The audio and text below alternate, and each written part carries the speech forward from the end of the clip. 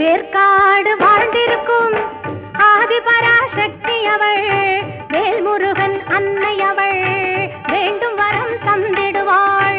வேர்க்காடு வாழ்ந்திருக்கும் ஆதிபராசக்தி அவள், வேல்முருகன் அன்னை அவள், வேண்டும் வரம் தந்திடுவாள்.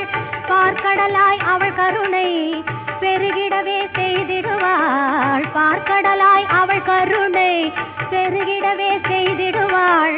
பக்தர்களை கண்ணிமை போல் எப்போதும் காத்திடுவாள். பக்தர்களை கண்ணிமை போல் எப்போதும் காத்திடுவாள்.